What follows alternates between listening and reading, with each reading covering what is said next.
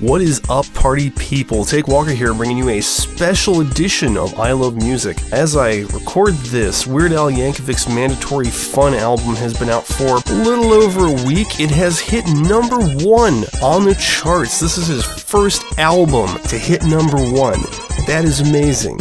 And better late than never, because as it happens, this is actually his last album. Now, Weird Al's not going anywhere. According to an interview that he conducted with NPR, he is going to be focusing on singles and maybe small releases from here on out. That way he'll be able to react to songs quicker, and I think we'll actually end up getting a lot more Weird Al. You know, no more 3 years between releases. So speaking of 3 years between Weird Al releases, the last time he released an album, which was Alpocalypse, I reviewed all of his albums, and even though that was 3 years ago, I think I uploaded that episode, about 2 months ago? So I'm going to get on it a little bit quicker this time. I am going to devote this entire episode, it'll probably be fairly short, just to Mandatory Fun. The reason I didn't get this out sooner was because it's been very hot here recently, and my recording studio is very small and on the second floor and very hot. But it's nice and cool, recording at night. The other reason I've been hesitating is that, like a good fan, I pre-ordered it from Amazon, and it took them a week to ship it. So I had to go and pirate the damn thing. GG, retail distributors,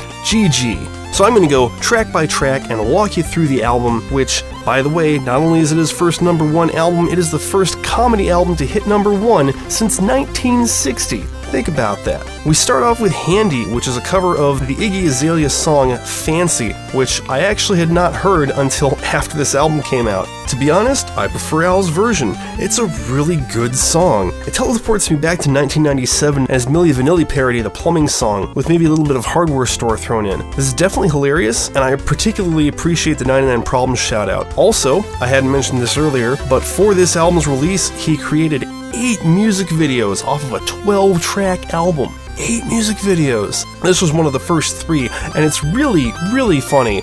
That's followed by Lame Claim to Fame, which is a style parody of some group called Southern Culture on the Skids that I've never heard of. It's Southern alt-rock, and subject matter is pretty funny. He's talking a lot about how we use brushes with famous people to bolster our own standing. It's got a shout out to the Kevin Bacon game that is just perfect. If I had any doubts coming into this album, and I did because Alpocalypse was kinda shaky, they were put to rest by this point. Again, Lame Claim to Fame has a video, and it's weird, it's stop motion. It's actually pretty well put together. Next we get into the parodies that I actually know, and it's Royals. The song is called Foil, and he's singing about wrapping up his leftovers, and I am dying. Who comes up with parodies like this? Only Weird Al, and that's why he's the king. This is absolutely brilliant, completely out of left field, and dear God, I love this man so much. He even throws a little bit of complicated song into it by making it half about wrapping leftovers and half about wrapping your head to protect yourself from the Illuminati. The only problem is, this is a half-size parody. It's a paltry 2 minutes, 22 seconds long. It just leaves me craving more. The only fix I'm going to be able to get is going back and listening to Livin' in the Fridge. This is another one of the songs with a video. It's perfectly serviceable, a lot of fun, really classic stuff.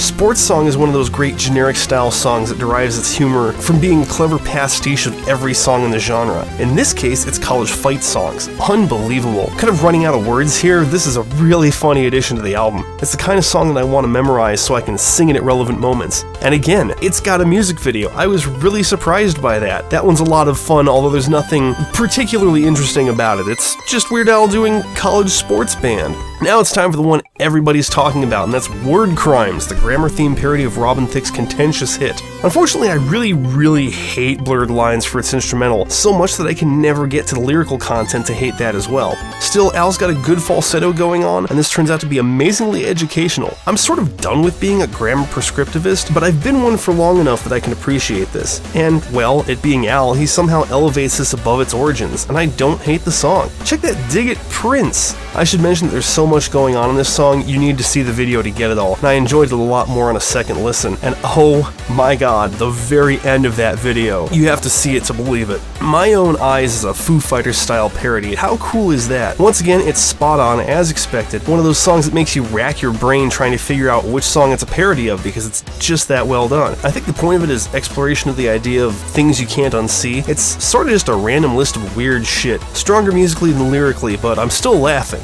And following that is the polka. Coming into this album, all I could think was, I sure hope he puts Gangnam Style in the polka, and wouldn't you know it, Bass Al delivers. It's everything I could have wished for. It also includes Wrecking Ball, Pumped Up Kicks, Call Me Maybe, Somebody That I Used to Know, Sexy and I Know It, Thrift Shop, and Get Lucky. The One Direction song is hilarious, and of course I laughed at all the fart noises in the Will.i.am song. The Thrift Shop comes out really great, especially considering I never liked that song. I can't help but feel like this is another one that's really short, though actually, this is about average length for his polkas. I was surprised to find that out. I guess that just means that I really enjoyed it. Next, Al moves us into Crosby, Stills, Nash & Young territory with the business-themed mission statement. It's basically just a list of all the business jargon featured in every Dilbert cartoon ever. This is one of those where the song itself is so good, I don't really care what it's about. He sounds fantastic in 4-part harmony. I Want to Drive Home, this is a really fucking good song, like Bob or Your Horoscope for the Day. It is, in fact, my favorite song on the album, and again, it got its own music video, featuring an artist that I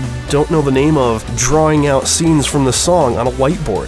Very cool. Hot on the heels of that hotness is his parody of Radioactive, Inactive, which is about fat, lazy people. Again, he shows us how to do a parody by changing up little things and incorporating bits of the original lyrics here and there. Also, it's a damn good cover of the original, let me just say that. I really wanted him to do a video for it, but it wasn't one of the ones that he did. Still, he could rock a stadium with it. Much like with Virus Alert, he dives back into the bands few people has heard of been for First World Problems, a Pixies-style parody. It's just what you'd think it would be, but sadly I'm not that familiar with the Pixies. This one I definitely recommend on the skewering lyrics rather than the weird music, though I have to say, once again I'm being transported back in time again, to somewhere around Slime Creatures from Outer Space. And once again, this one got a video. Really good video, in fact. Tacky is the other video track that's been getting a lot of attention, a parody of Happy by Pharrell Williams. It's one of his really breezy parodies, the ones that make the genre seem effortless. It's hilarious and actually ends up being one of the strongest tracks on the album. The video is a lot of fun to watch. Finally, we get to another one of his really long ending tracks, the 9-minute Jackson Park Express. Again, he's picked a weird artist to parody, Cat Stevens, and chosen a title that's not obvious from the start what the song will be about. But, well, this turns out to be mostly acoustic guitar backed by a 70s-style orchestra and chorus, and while it brings up unfair comparisons to Albuquerque, or rather to how Genius and France so poorly tried to recreate the amazingness of that song, I'd actually put it in the same spirit. It's not quite as amazing, but still a lengthy love story about minutia. I Wanna Be Your Lover meets Trapped in the Drive-Thru. It ends up being a good bit better than I anticipated, with numerous laugh-out-loud moments, and so it ends the album on a high note, though I'm still not sure what or where the Jackson Park Express actually is. And speaking of ending things on high notes, well, Mandatory Fun's not exactly an end per se, it's more an ellipsis than a period, but one in bold typeface. And while not reaching the highs of Running with Scissors, Straight Outta Linwood, or even Alapalooza, it's still way better than Poodle Hat and Alpocalypse combined. This is a solid release, somewhere in the middle of his catalog quality-wise, and if it's truly his last album, it's a good one to go out on. Mission Statement, Tacky, and Handy are my favorite tracks. 8.5 out of 10. Thank you very much for joining me for this special mini episode of I Love Music. I'll have more music reviews coming to you guys soon, hopefully. Until then, keep on shuffling.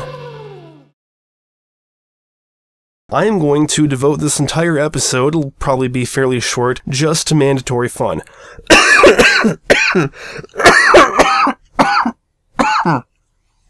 And dying.